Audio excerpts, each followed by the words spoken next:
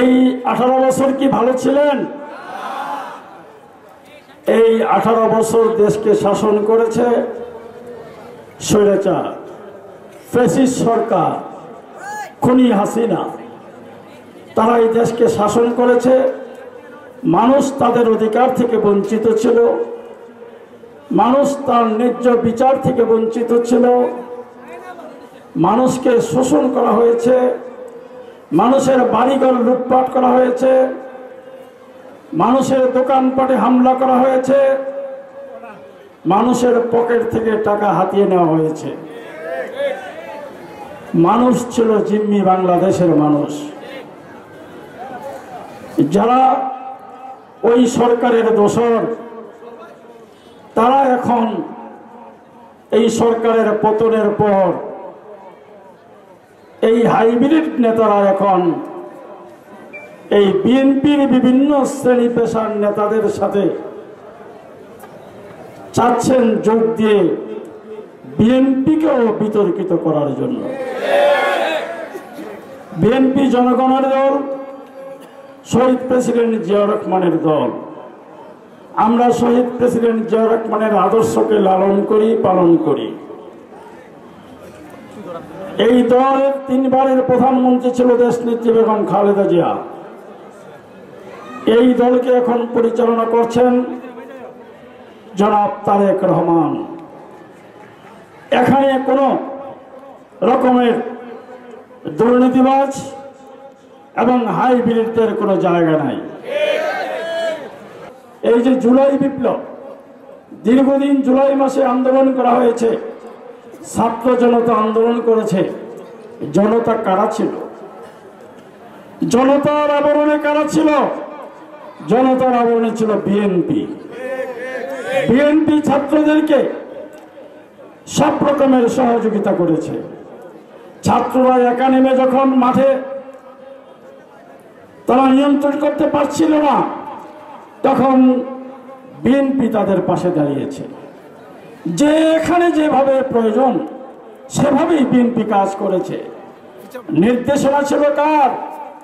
নির্দেশনা ছিল আমাদের নেতা তারেক রহমানের। সুতরাং 5ই আগস্ট শেখ হাসিনা পালিয়ে গিয়েছে। এই পালিয়ে যাওয়ার পিছনের মূল ভূমিকা পালন করেছে বিএনপি। হাসিনা যদি পালিয়ে না যেত তাহলে তাকে পাথর নিক্ষেপ করে, তাকে রাজপথে পাথর নিক্ষেপ করে তাকে মারা হতো। রাজনীতিবিদ ছিল না। শেখ মুজিব ছিল একজন গুন্ডা, শেখ মুজিব ছিল একজন পান্ডা, রাজনৈতিক গুন্ডা।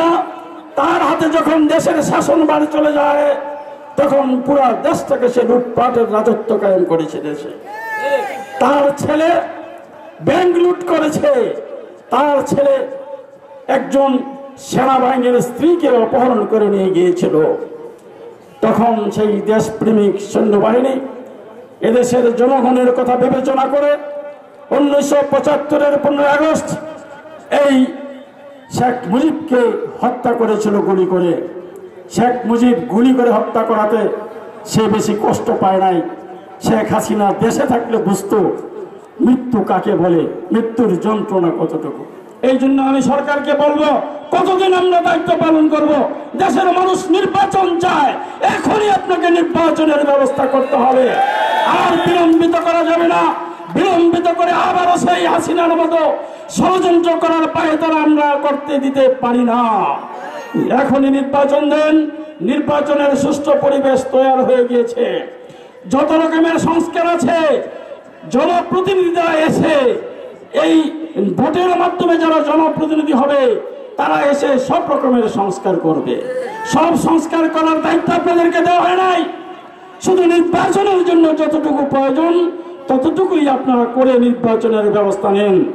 আগামী ফেব্রুয়ারির মধ্যে জাতীয় নির্বাচন দেন। যদি ফেব্রুয়ারির মধ্যে জাতীয় নির্বাচন দেন, এদেশের মানুষ তাকিয়ে আছে বিএনপির প্রতি। বিএনপি যখন দেশকে শাসন করেছে, মানুষের মধ্যে ভ্রাতৃত্ববোধ ছিল, মানুষের মধ্যে সুসম্পর্ক ছিল, মানুষ একজনকে আরেকজনকে সহযোগিতা করেছিল, দেশের আইন শৃঙ্খলা স্বাভাবিক ছিল। এই জন্য বিএনপি কে চায়। এবং সেই নির্বাচনে বিএনপি ইনশাআল্লাহ সরকার গঠন করবে। এদেশে আবার উন্নয়ন হবে, জনগণের উন্নয়ন, রাস্তাঘাটের উন্নয়ন, শিক্ষা ব্যবস্থার উন্নয়ন। আজকে শিক্ষা ব্যবস্থাকে ধ্বংস করে দেওয়া হয়েছে।